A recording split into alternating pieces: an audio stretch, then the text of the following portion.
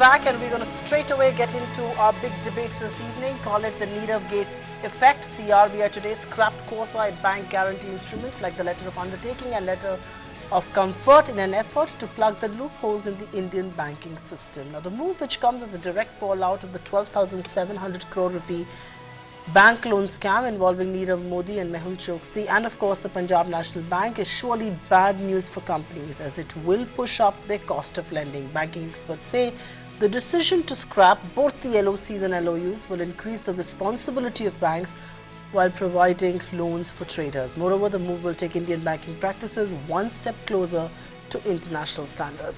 There is no bar on letter of credit though, which is considered to be a more secure instrument. The central bank has been facing a lot of flack ever since the PNB scam rocked financial markets. Finance Minister Jaitley had on more than one occasion hinted at the failure of RBI's surveillance systems in detecting the mega fraud. The RBI's proposal to dump letter of undertaking raises several questions. This is the classic case of closing the stable door after the horse has bolted. Will the curbs on trade facilitation instruments make banks risk-averse in credit decisions? Also, will the clampdown choke corporates' fund channels? The RBI's decision and crackdown on the letter of undertaking route, that's a topic of second debate on the India development debate tonight. Joining us on the show is Mr. R. Gandhi, former Deputy Governor of RBI, Nitin Khandelwal, Chairman of the All India Gems and Jewellery Trade Federation, Anand Narayan, Money Market Expert, and Maithili Buslumat, Consulting Editor of ET. Now, thank you all so much for taking time and joining us in this second edition of the India Development Debate. Mr. Gandhi, I have to start with you. How are you reading these steps by the central bank? Is this some sort of a knee-jerk reaction by the RBI to be seen as acting on the LOU route? What is your own assessment? It is not, in my opinion, it is not a knee-jerk reaction. See, there are certain practices which bankers start. To begin with, it is always helpful for trade and business. So long as there is no damage, it is okay. It can be tolerated. But when regulator finds that it is creating damage, then it has to stop it to contain the risk. So that way, so long as these two instruments, letter of undertaking and letter of comfort, the system-wise people did understand it properly and it was serving the purpose, there was no point in blocking just because it is a India-grown type of instrument. Now that it has created trouble, it is right that it is stopped. All right, fair point indeed. I want to take this across to Maithili. And Maithili, what's your own take on this? I mean, Mr. Gandhi is, of course, defending an institution that he was a part of, and so were you. What's your take? Do you believe, given the frauds that have been unearthed and on account of these LOUs and LOCs, this is perhaps justified, or do you believe the RBI is kind of reacting in a, in a more knee-jerk sort of a way, and this is going to, of course, impact so many people out there? Well, I do disagree with Mr. Gandhi somewhat, because I do think the RBI it's a regulatory overreach, and they have reacted a little, unwisely, I would say. It's a little bit of a knee-jerk reaction, precisely because, as Mr. Gandhi said, this is a fairly unique Indian instrument that was being used to help trade finance and also by way of extending buyer's credit. And as Mr. Gandhi said, that when the RBI found it was causing damage. Now, why was the damage being caused in this particular case?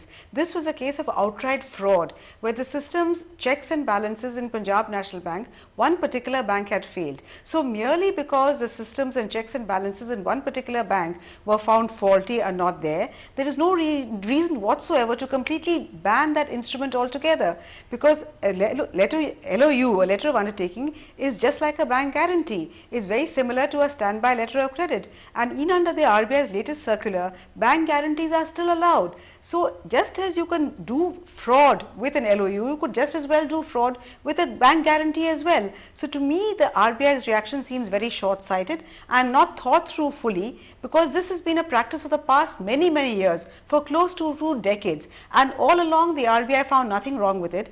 This was an instance of a particular bank where systems failed, the auditors failed, the inspectors from the RBI, nobody caught on to it. And so now to ban it completely would seem to a case of acting in haste. I do hope we don't repent at leisure. All right, before I take it to Mr. Khandelwal, who I'm sure will be critical of the move as an impacted party, let's get a word from Anand Narayan. Anand, do you agree with Mr. Gandhi there in saying that this was warranted, or do you think, like Maithili pointed out, this is clearly a case of regulatory overreach?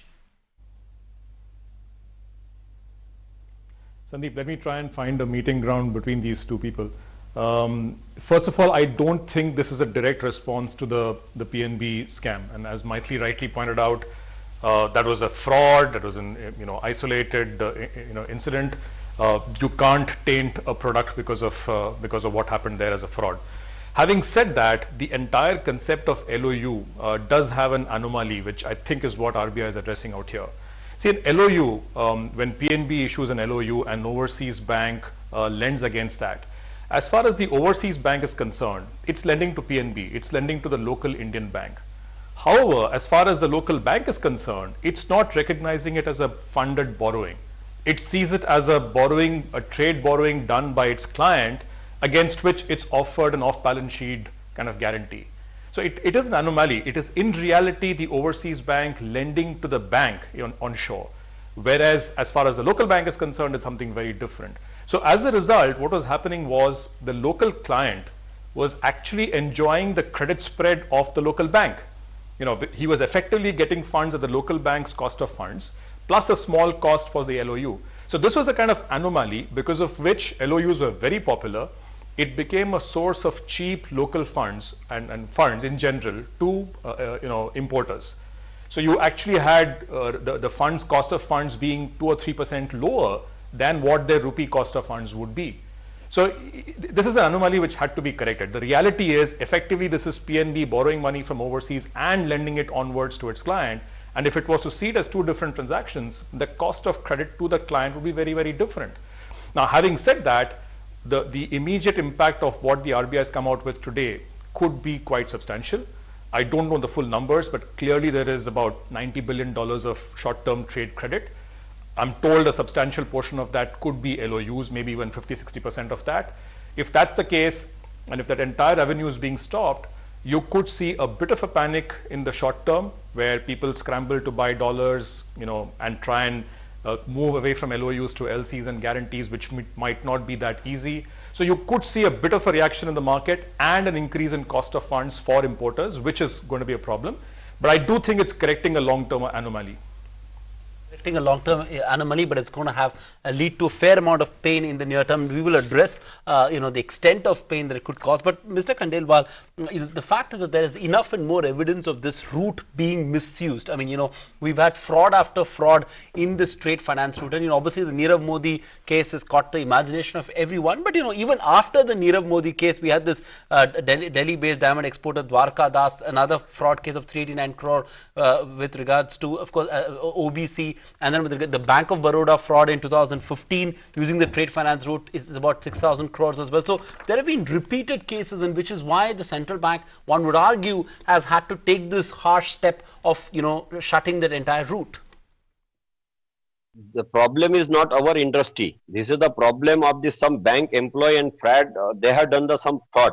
And if you go by the totality, it is less than 1%. The industry size is 4.5 lakhs crore rupees. And the total borrowing from this industry is only 65,000 crore rupees. And these frauds are happening. Those who have lended money and their bank has given money thousands of crore rupees with no guarantee. Here I am talking about the small traders and medium traders who want to have some finance from the bank near about 15 to 75 crore rupees. They are not getting from last few years. Yeah, I get your angst. I mean, I know that the industry is going through a tough time and this will perhaps increase your working capital requirement. But the reality is that this fraud has been going on for a while. Mr. Gandhi, the Bank of Baroda fraud in 2015 perhaps is a clear evidence of the misuse of the trade finance route. Now, shouldn't the regulator, shouldn't the RBI have acted early and issued strong strictures instead of a blanket ban now? Because like Mr. Khandelwal says, this is going to have very far-reaching implications. See, regulation will come much later than market practices. Market always starts with some news. So innovation will always be there. So long as it is serving, it is not causing all-round damage. There is no point in a regulator coming early and seeing only the negative side of it and ban it. That's not the way to regulate. We have to allow innovations to take place, and innovations, to the extent it is helping, it has to be monitored. Yes, of course. But that should not straight away, just because one instrument, stray instrument here and there, it is being misused, and straight away to be banned. That is not the way regulator can function. Maitri, do you agree with Anand on the fact that there is a fundamental problem in this instrument? I mean, that there was an anomaly that needed to be corrected. Or do you believe that the problem is not with the instrument? The problem is that, is with its unchecked and sort of unrecorded issuance, which is what happened in the case of PNB as well. Where is the problem? Is it with the instrument or is it with its unchecked and unrecorded issuance? Not at all with the instrument, Sandeep, because the RBI's latest circular still allows banks to issue guarantees. And the anomaly that Anand spoke about, that exists as much in the case of guarantees. The reason why there was a sharp increase in trade finance and there was this incentive for people to game the system also was because of the huge difference in interest rates in India and overseas. And banks got cheap credit overseas because the interest rates were so low. Remember, those were the days when interest rates in some countries was even negative, 0.25, 0.5%. So there is a huge incentive for people in India, traders in India, to get credit cheaply abroad. So they did it either through the LOU or through a bank guarantee or through the letters of comfort. So the fault really was not for the instrument, but the way in this particular case it was an outright fraud. And to give you a little example from the banking sphere, banks routinely discount bills of exchange. Now these are bills which shows purchase and sale of commodities or any goods. Now you also have what are known as accommodation bills, whereby people raise fraudulent bills without any underlying transaction at all. There is no sale, no purchase, just an instrument is drawn up on the same basis as a bill of exchange. There are numerous cases throughout banking history where parties, unscrupulous parties, along with the connivance of banks in some cases, have used money through accommodation bills. Now whenever you come across an instance of accommodation bill, does the RBI's regulatory action completely ban bills of exchange? Most certainly not. Wherever you see proven instances of misuse, there you crack down upon such instances, punish the banks as well as the corporates or the parties concerned. That is the correct action, not to have a blanket ban, because this is going to hurt all around and it serves no purpose, especially since you still have bank guarantees, you still have standby letters of credit. So I don't buy Anand's argument at all that this ends an anomaly. The anomaly continues, and the problem has arisen only because of fraud, because of failure of checks and balances, and obviously huge lapses on the part of the internal auditors, concurrent auditors, external auditors, as also the inspectors in the Reserve Bank of India, because had they really gone through the transactions in the branch, mind you, if branch inspection continued to be as rigorous as it used to be some years ago, this should have been caught. Unfortunately, we've thrown the baby out with the bathwater. Anand, come in on that. I love disagreements on the show, especially when it's of an intellectual kind, the one that we're seeing right now between Maithili and you. But what is your own take on LOUs? Do you believe as an instrument it was wrongly conceptualized, gave itself to the kind of exploitation that we did see? Or do you believe it was all due to the lack of checks and balances, the whole, the unchecked, unrecorded use of these instruments that really led to how it was being exploited? No, the LOU per se did not lend itself to fraud. I mean, the fraud is a separate, isolated or, idiosyncratic event. So let's keep that aside. There is a difference between an LOU and a guarantee, as I understand it, or an LC for that matter. An LC, when it's actually drawn, becomes a funded exposure on the books of the bank. It's an actual lending given out to the client. A guarantee and an LOU, the difference is, in the case of an LOU, the overseas bank actually thinks it's lending to the LOU issuing bank. It doesn't think it's giving a loan to ABC. It's an actual facility to the bank. Whereas, if it was to lend against a guarantee, and I can't think of too many cases where lending happens against a guarantee, it would still be lending to ABC with the comfort that there is a guarantee in the background. So it would still charge with the primary obligor being the client rather than the bank. The problem with the LOU, in contrast to the guarantee, was in the books of the overseas lender, the primary borrower obligor itself was the bank. So effectively, ABC was borrowing at the bank's credit curve, at the bank's cost of funds, plus a small cost for the LOU, which is what made it so competitive. So I think there is a fundamental difference between the way LOU was used and guarantee or a letter of credit is being used currently. And there is a logic behind why LOU is an anomaly, whereas guarantee and LC is not. Having said that, yes, this can cause disruption in the short term. LoUs have been around for many years now, for I think about 12-14 years right now. So clearly when you stop an instrument of that kind which has such wide use, it is going to have ripples. I just hope the system adjusts quickly. But otherwise, this was an anomaly which was crying out to be corrected. Right. Let's get in Mr. Khandelwal. Nitin Khandelwal, what is the disruption that this is going to cause? I mean, obviously estimates suggest that in the month, as of September 2017, $93,589 million of trade financing has happened. So, to your assessment, how much of that would be through the LOU route? How much of a disruption is this going to cause, sections of the industry? See, it is not a problem of only LOU and the bank guarantee. They have stopped all the payments. They have stopped the enhancement. They are not giving, and they are asking for the internal or external credit rating. So, which industry was not aware, the small players. And it is this industry was already facing the 4 problems in the past 2 years. One was the GST, then the demonetization, PMLA, then this excise, the big strike. And now the industry is not ready to face this because there is a festive season in coming days. There is a Gudi Padwa and the Akshaya Tritiya. So many shops are about to open. They have started employed the person. They have started the training. Now I am getting so many calls. If they are not getting the money from the bank or the support, they are there to stop the employment. And it is not this industry. This industry is employing other 50 industries, ancillary industries.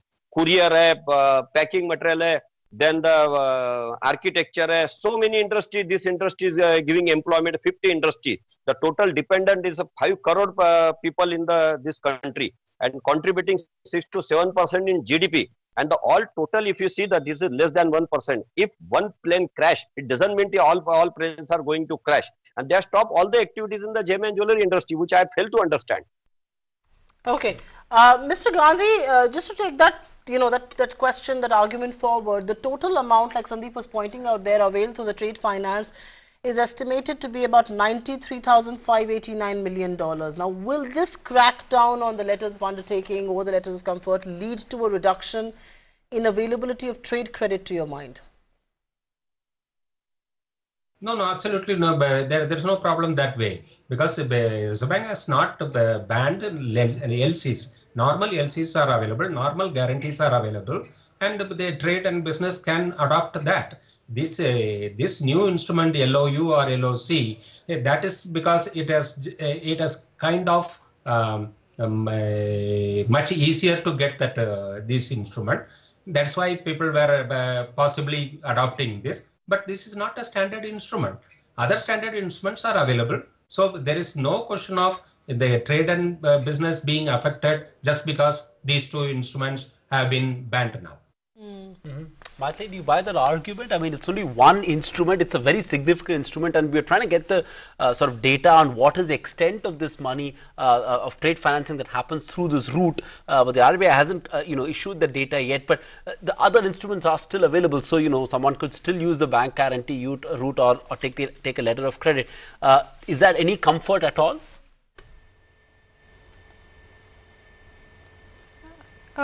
No, not quite, Sandeep, because I would compare it to the thing, a 4-lane road and a 2-lane road. Now, if you have 4 lanes which suddenly become 2 lanes, there's bound to be much greater congestion and it will impact the smooth movement of traffic. So, this is precisely the same situation. You had 4 kind of instruments that were available. Now, suddenly you reduce them to just 2, one of which is actually no different really from the letter of undertaking, to my understanding, unlike what Anand said. So, it depends on the wording of the LOU and the bank guarantee. Frankly, there's no difference. In the case of a letter of credit, yes, there are concrete documents, but a standby letter of credit is very much like an LOU. So, my anomaly would be a 4-lane highway being suddenly made into 2 lanes. And what would happen? Exactly the same thing is going to happen. Trade will be impacted.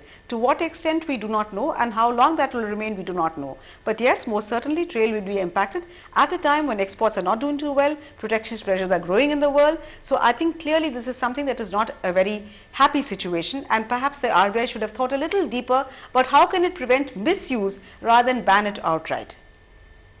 Indeed. Anand, I wanted to come in on that. I mean, at least there's a broad consensus on the show that trade will be impacted because of this crackdown. I just want to understand from a modus operandi point of view, because this was this one big instrument that was used by traders and plenty of them, at least in the gems and jewelry space.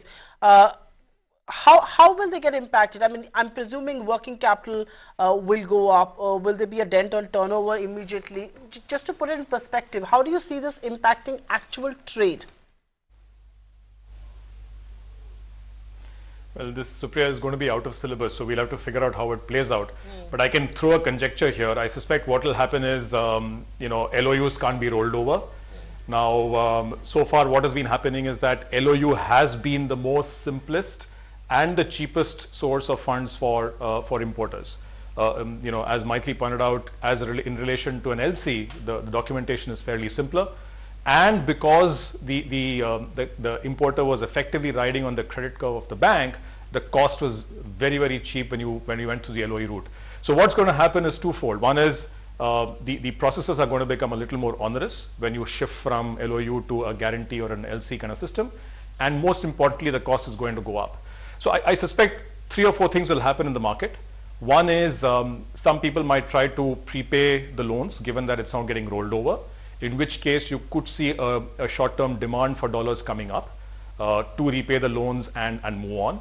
If that was to happen, you would see local rupee loans being taken instead. So effectively, dollar loans get replaced by rupee loans, which means you could see credit offtake in local banks going up a little bit as well. And the cost of funds for the importer would be higher by about 2–2.5% compared to what they were enjoying earlier. So it is going to be a little disruptive. To the extent it shifts seamlessly to a guarantee or an LC mode, this will be more about process and a bit of cost. To the extent it gets paid outright, there could actually be a demand for dollars and therefore a bit of flurry in the currency market, a bit of a flurry in the forward market as well, plus a bit of rupee loans being taken up as well. Interesting. Nitin Khandelwal, comment on that, and I think that I sort of appreciate the point that you made on the sort of massive impact it will have on a sector that's very critical to the economy, contributes 6% of the GDP, over 15% to India's exports. But many would argue, and again, in light of this entire episode and the public outcry, that there is a need for a cleanup of sorts, and all the steps that you pointed out as well, which led to some amount of pain for the sector, is towards making this sector more organized, towards formalizing a sector that continues to remain very informal. Even in the case of GST, we've seen collections from some of these small and medium enterprises not quite being that robust. So if one were to see this in the context of a wider cleanup that's happening across the economy, would that sort of to some extent justify these moves according to you? Yes, I agree with you. But cleaning, what is the meaning of the cleaning? The cleaning is the entire industry you want to clean. By which way? You want to clean all the systems, and we are not getting the breathing time. As I told, we have faced 4 problems and we have just come with some good business. And now again the festive season.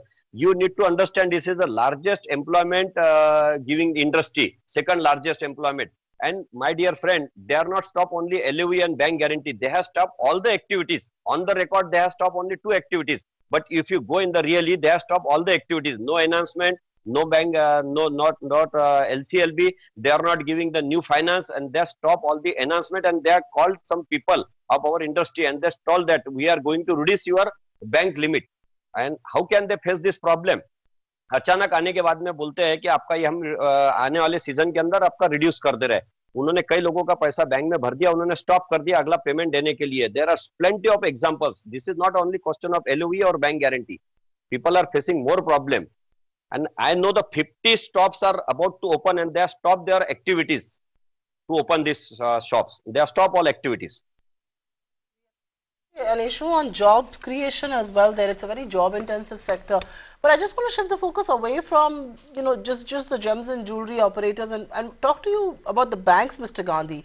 You've got a lot of experience there. How big a blow is this for lenders, for the banking community in foreign branches? Ballpark figures suggest that 60 to 70% of business happens through this route. I mean, how badly is that going to be hit? No, it is not a blow at all, because so long as people do need money, there is a trade finance is required.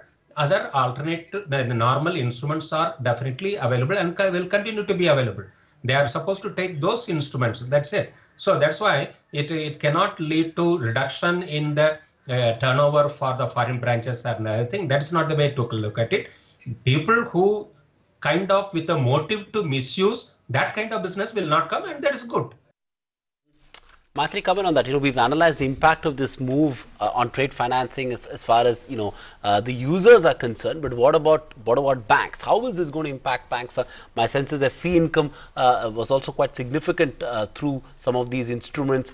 What else could be the likely impact on banks? Well, it will impact the business of overseas branches of Indian banks, because frankly overseas branches of Indian banks don't have too much of business apart from the Indian community, the NRIs, and trade finance is a dominant part of their activity. They don't get the big blue chip borrowers borrowing from them. So this is a significant part of their activity. And frankly, in fact, as late as 2016, where the RBI is what they call the Master Circular number 5, there the terms letter of undertaking, letter of comfort and bank guarantee are used as coterminous.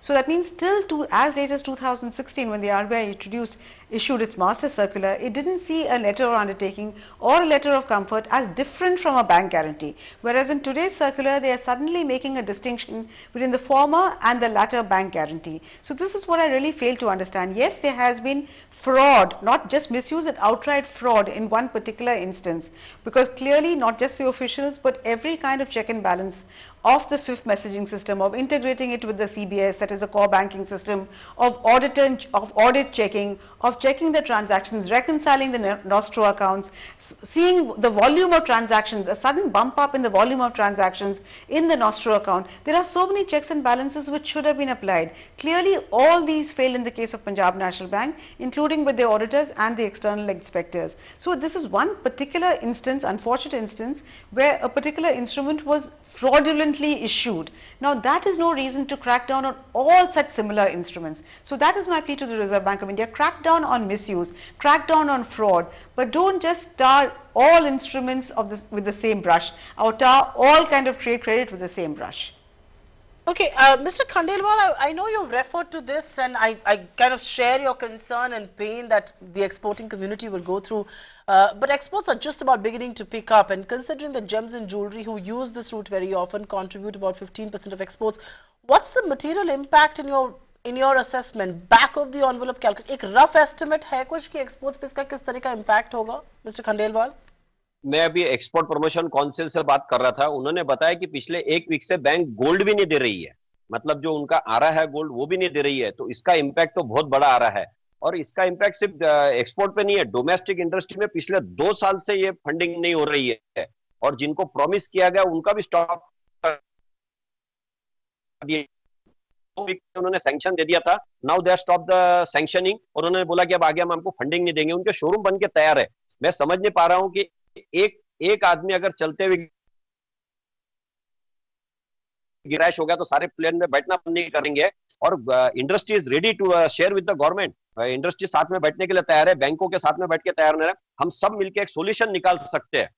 और हम भी चाहते हैं कि fraud नहीं होना चाहिए, 1% भी नहीं होना चाहिए। उसके लिए गवर्नमेंट ने जो भी कदम उठाना चाहिए, हमारी जो जीजेएफ है, जीजेसी है, साथ में बैठने के लिए तैयार है, गवर्नमेंट के साथ काम करने के लिए तैयार है, और इसमें से हम सोल्यूशन अगर निकालेंगे तो ऑलरेडी एम्प्लॉयमेंट का जो प्रॉब्लम आ रहा है, इस इंडस्ट्री बहुत बड़ा कंट्रीब्यूट कर सकती है, और बिजनेस काफी बढ़ रहा है। इसके अंदर अच्छे दिन शुरू हो गए, और सामने फेस्टिव सीजन है, ये सीजन को ध्यान में रखते हैं। अक्षय तृतीया हाईएस्ट सेलिंग होता है पूरे साल का, और अब अगर मेजर कदम नहीं उठाए गए जल्दी से, तो मुझे लगता है कि इसका बहुत बड़ा इंपैक्ट आएगा। वो जीएसटी पे आएगा, हमारे जीडीपी के ऊपर आएगा, एम्प्लॉयमेंट के ऊपर तो बहुत बड़ा प्रॉब्लम आएगा, और अदर इंडस्ट्री भी इसके अंदर रुक रही है।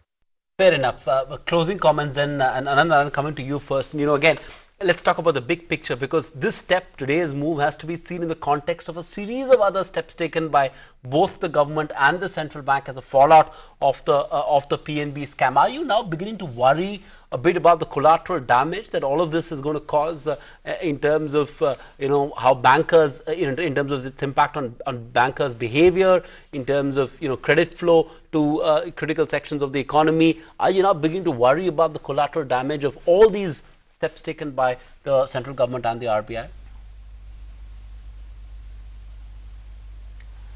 Sandeep, I think you're broadly right. It's not been a very healthy past 3 weeks or so, ever since the PNB scam came out. Ignore what happened today. I think that's a small part of the overall events. But just the amount of shrill noise doing the rounds, with everybody accusing everybody else, everybody pointing fingers at everybody else, communication being woefully inadequate or sometimes outright misleading. It is putting it's giving a far worse hue to the crisis than it ought to be, which is kind of sad. So in fact, I sympathize with Mr. Khandelwal. I can imagine bankers clamping up right now. The upside of doing business is simply not there. And the downside of getting caught or being thought of being as being wrong is just too large. I mean, with ED and with SIFO, the Serious Economic Offences Unit, the number of people who are out looking for people is just very, very messy. So I hope and pray that, it's been a good, you should never waste a good crisis, old jungle saying. This is a time for us to use the opportunity to clean up some stuff, whether it's banks, governance in general, accountability and responsibility and incentives of bankers, a lot of things that can be done. At the moment, it's been very, very messy and very noisy. I just hope between RBI and the ministry, they come out as one voice and lead us out of this mess into what should be a much smoother going forward. The actual institutions are pretty strong, which is a sad part. We are seeing unfortunate incidents, but the overall financial system is pretty robust. There's no reason for us to flounder around like this.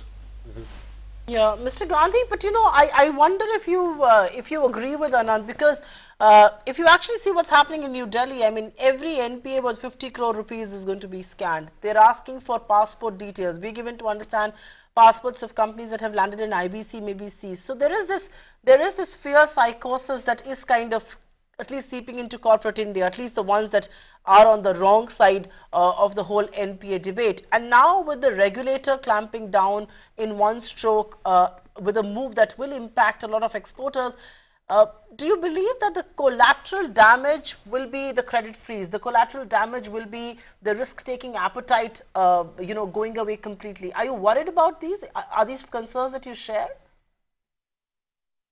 See, that's not the way to look at it. Yes, obviously, it says when there is some damage or accident happens, there will be restrictions. Though those are the restrictions which have been brought on. But the genuine needs of the economy, genuine needs of the borrowers, that will always be met with. There are enough instruments available.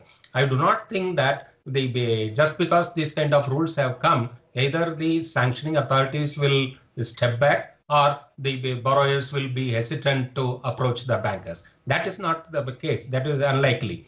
So during the course of the investigation around that time, there will always be a little bit of hesitation on the part of sanctioning authorities to be extra careful, to take more time to assess any credit proposal that comes on the scene, and to ask for additional comfort in terms of collateral or whatever. So to that extent, there will be extra precautions, the extra time that will be needed. That we have to accept.